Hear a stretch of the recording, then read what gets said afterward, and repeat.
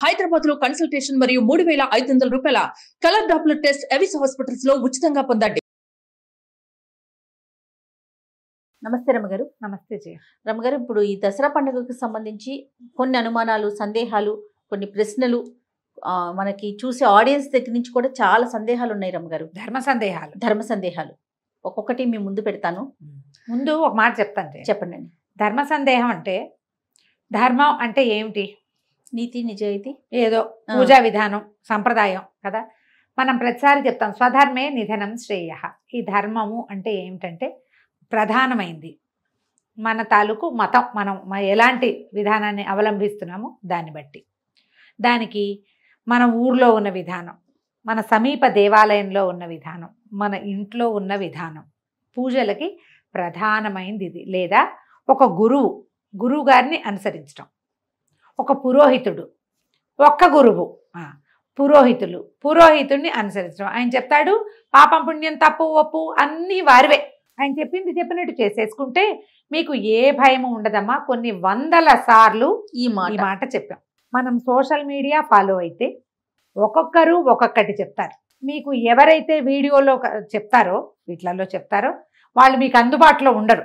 అవును, నా పాయింట్ అర్థమవుతుంది. నేను మిమ్మల్ని మిస్లీడ్ చేయటం కానీ, విమర్శించటం కానీ, పెద్దవారిని తప్పు పట్టడం కానీ కాదు. ఇది క్లియర్గా చెప్తున్నా. వారు మీకు అందుబాటులో ఉండరు. మీకు ఈ విధానంలో వందల అనుమానాలు వస్తాయి. అవును, ఎందుకంటే అది మీది కాదు, ఆయన ఎవరో చెప్పింది చేస్తున్నారు మీరు. అప్పుడు మీరుకి ఎంత భయంగా ఉంటుందమ్మా కదా. అవును రాముగారు. అందుకని వాటికి వెళ్ళకండి. మీకు అందుబాటులో ఉండే వాళ్ళ చెప్పింది చేసుకోండి. తప్పకుండా పూజల్లో.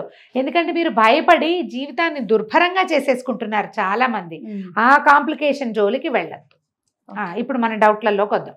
కలశం పెట్టుకుంటాం కదండి, కలశానికి ప్రత్యేకించి ఏమన్నా పూజ చేయాలా, నివేదన పెట్టాలా, అసలు కలశాన్ని మనం ఎలా తయారు చేసుకోవాలి? దేవి భాగవతంలో కలశం గురించి ఒక వివరంగా చెప్తారు జయ. ఒక చెంబు, పాత్ర కాదు, చెంబు. కలశము అంటేనే చెంబు. పైకి మెడ దగ్గర సన్నగా ఉండి ముఖం దగ్గర ఇట్లా వెడల్పుగా ఉండేది కావాలి కలశం. అది రాగి, వెండి, ఇత్తడి. ఇవి కుదరకపోతే మట్టి బహుశ్రేష్టం, అది కూడా పెట్టుకోవచ్చు. ఈ పెట్టుకున్న పాత్రని శుభ్రంగా ఉండాలి, అది బాగా చక్కగా తోమి పసుపు రాసి బొట్టు పెట్టి దాంట్లో జలం కానీ ధాన్యం కానీ నింపాలి. జలము లేదా ధాన్యము, నీరు, ధాన్యం. అక్షతలు వేయాలి. పసుపు కుంకుమ కూడా వేసుకోవచ్చు. దానిపైన పంచ పల్లవాలు అంటే అండి మర్రి, రావి, జువ్వి, మేడి, మామిడి 5 ఇవి పెట్టి దాని మీద ఒక నారికేళం, ఒక కొబ్బరికాయని పెట్టి దాన్ని అలంకరించి మనం ఏ స్వామినైతే పూజిస్తున్నామో, ఏ అమ్మనైతే పూజిస్తున్నామో ఆమెను అందులో ఆవాహన చేసుకోవాలి. ఓకే. అయితే ఇప్పుడు మర్రి, రావి, జువ్వి, మేడి ఇవన్నీ దొరకవు. మనకు సులువుగా దొరికేది ఏమిటి? మామిడి. తమలపాకులు పెడుతున్నారు చాలా మంది. తమలపాకులు చెప్పబడలేదు, మామిడి చెప్పబడ్డాయి. మామిడి సులువుగా దొరుకుతుంది. ఈ మామిడి ఆకులు పెట్టి దాని మీద కొబ్బరికాయ పెట్టుకుంటాం. దాన్ని అలంకరణార్థం వస్త్రం ఏదైనా చక్కగా మడత పెట్టి దాని మీదకి పెడతాం. దానికి ఒక బొట్టు పెట్టి అలంకారం చేసుకుని మనం ఏ స్వామిని పూజిస్తున్నామో సత్యనారాయణ స్వామి వ్రతాల్లో చేసుకుంటాం. ఇందులో సుగంధ ద్రవ్యాలు వేయాలి ఈ కలశంలో అని చెప్పబడలేదు.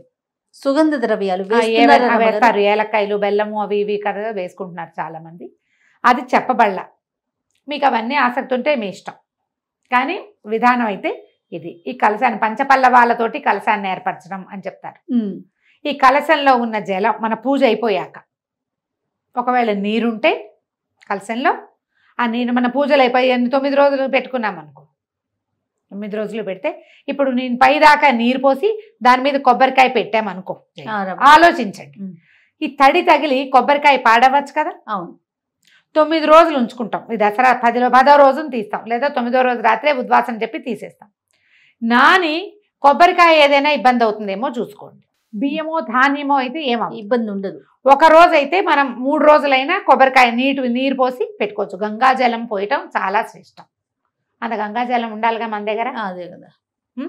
అక్కడి నుంచి అయిపోయిన తర్వాత జలాన్ని ఇంట్లో మనం పవిత్రం చేసుకుని మన ఇంట్లో చల్లుకోవటం, మొక్కల్లో పోసుకోవచ్చు. బియ్యం గనక పోస్తే చక్కగా వండేసుకోవచ్చు, ఏమీ భయం లేదు. అది ప్రసాదంగా భావించద్దు, వండుకొని మనం తినచ్చు. అక్కడి నుంచి ఈ కొబ్బరికాయ ఏం చెయ్యాలి, మనం మండపారాధన చేసి ఎవరైనా పురోహితుడికో బ్రాహ్మణ దానానికో వాయన దానం లాగా ఇస్తే గనక కలశం మీద కొబ్బరికాయ కూడా వారికి ఇచ్చేయచ్చు. ఒకవేళ అలా ఇవ్వలేదు, మనమే ఉంచుకున్నాం, కొబ్బరికాయను కొట్టి ప్రసాదంగా స్వీకరించవచ్చు. ఆ కొబ్బరికాయను అలాగే దాచాలి, పూజలోనే ఉంచుకోవాలి అనుకోకండి. కొబ్బరికాయలు అవి పూజలో ఉంచుకుంటే కొన్నాళ్ళకి పాడవచ్చు, ఎండిపోవచ్చు. ఆ డొలక ఏం చెయ్యాలి, ఆ డిప్ప ఏం చెయ్యాలి, డిప్ప కూడా ప్రసాదమే, అలా భావించద్దమ్మా. అన్ని కాంప్లికేషన్స్ చేసుకోకండి. పైన మనం జాకెట్ ముక్క రవిక పెడతాం కదా, దాన్ని దాన్ని మనం పురోహితుడికి ఇస్తే రవిక పట్టి కూడా వారికి ఇచ్చేస్తాం, లేకపోతే మనం కుట్టించుకోవచ్చు. ఓకే, మనం కుట్టించుకోవచ్చు. కలశం పెట్టుకునేందుకు సింపుల్ విధానం ఇది. అక్కడి నుంచి కలశం పెట్టుకుంటామా, పెట్టుకున్నప్పుడు ఏం చేయాలి, మనకి మన సత్యనారాయణ వ్రతంలో చెప్పినట్టుగానే ఒక చిన్న ప్రతిమా విశేషం ఏదైనా ఒక చిన్న ప్రతిమ కానీ అమ్మవారిదో దుర్గదో లక్ష్మిదో ఎవరుంటే మన దగ్గర చిన్న ప్రతిమ పెట్టుకుని ఆ ప్రతిమా స్వరూపానికి చేసుకోవాలి.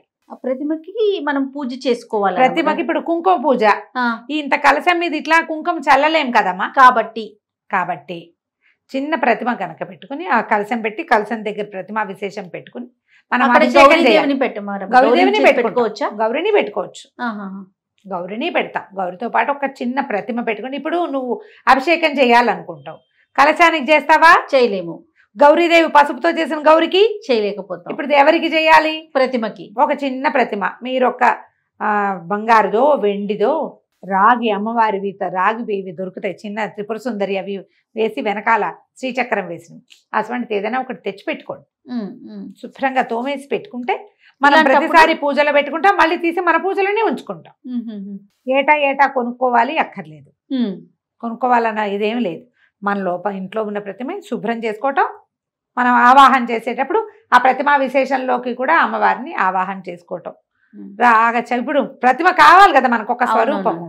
ఆవాహన అంటే ఒక విషయం అమ్మగారు, ఇప్పుడు మనకి బయట ప్రతిమలు కనిపిస్తా ఉన్నాయి, కలశం మీద పెట్టడానికి అమ్మవారి ముఖంతో చక్కగా మొత్తం పూర్తిగా అన్ని ఉన్నట్లుగా ముఖం కళ్ళు ముక్కు అన్ని శరీరవయవాలతో ఉన్నట్లుగా కనిపిస్తా ఉన్నాయి.